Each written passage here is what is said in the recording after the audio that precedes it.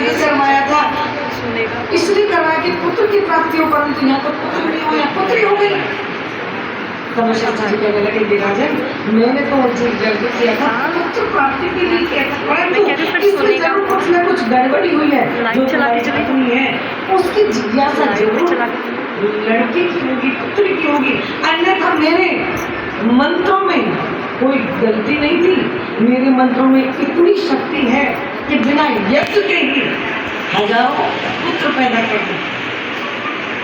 तुम एक पुत्र की बात करते हो।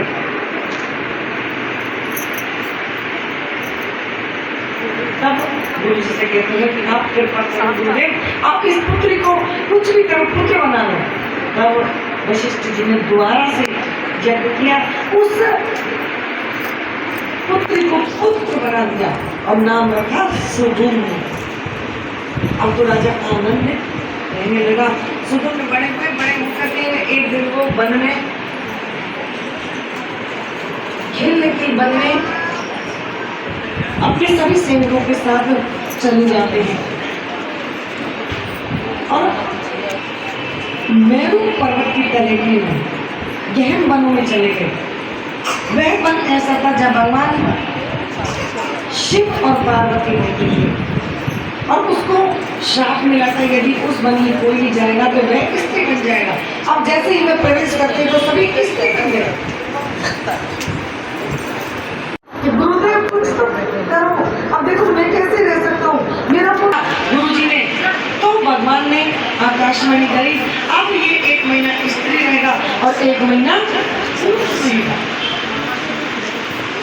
समय के साथ सुधुम्न 1 महीना पुरुष 1 महीना स्त्री रहने लगे, परंतु यह जीवन को बर्दाश्त नहीं था।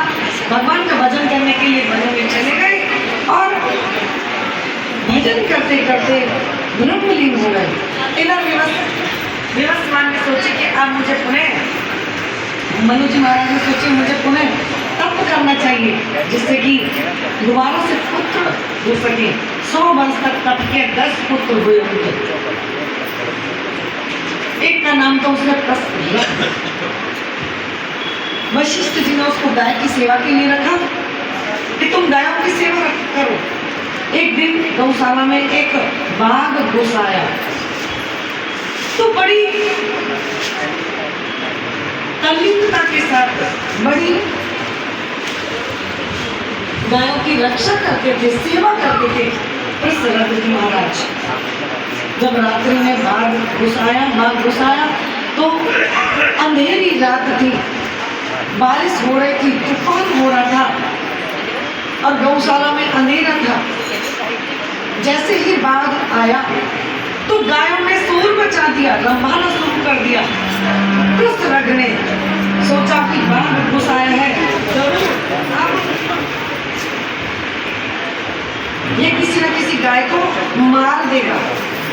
अब तो जैसे ही उसको पता चली वैसे तुरंत उसने अपनी तलवार छोड़ी और तलवार छोड़ी तो वह सीधी तलवार कहाँ लगी?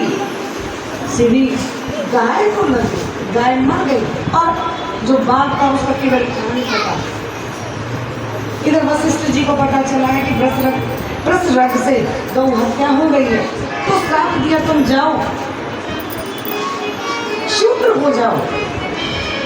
मनु जी महाराज के एक पुत्र का नाम था कवि, वे बचपन से ही विरक्त हो गई, उनको राज में कोई दिलचस्पी नहीं थी, वे भगवान का भजन करने के लिए चले गए। एक पुत्र का नाम था करुष, उसके यहाँ कारुष नाम के क्षत्रिय हुए। एक पुत्र का नाम था दिष्ट, उसके यहाँ मरुत नाम का राजा हुआ। और ये राजन, इस मरुत के यहाँ ऐसा यज्ञ हुआ जिसमें सारे बर्तन पात्र सोने के थे और जैसा यज्ञ मरुत जी महाराज ने किया है वैसा आज तक किसी ने नहीं किया। मरुत जी महाराज अपने गुरुदेव बृहस्पति जी के पास जाते हैं और कहते हैं गुरुदेव मुझको यज्ञ करना है क्योंकि मुझे समय का पता नहीं, आज मरु कल दूसरा दिन। बृहस्पति जी कहते हैं अभी मेरे पास समय नहीं है, बाद में करवा लेना। तो मरुत जी को बहुत दुख हुआ कि गुरु जी कहते हैं बाद में करवा लेना और समय का कुछ कोई भरोसा नहीं है। अरे कुछ समय का भरोसा है, काल कब नारद जी कहते हैं मनुज क्यों उदास हो? तब मनुज जी कहते हैं कि गुरु जी ने मेरा यज्ञ करने के लिए मना कर दिया है और वो कहते हैं मैं बाद में करूँगा, और मुझे तो बिल्कुल ही भरोसा नहीं, मैं कल रहूँ ना रहूँ कि तुम कल की बात करते हो, आज से अभी का पता नहीं, आज से अभी का पता नहीं कब क्या हो जाए।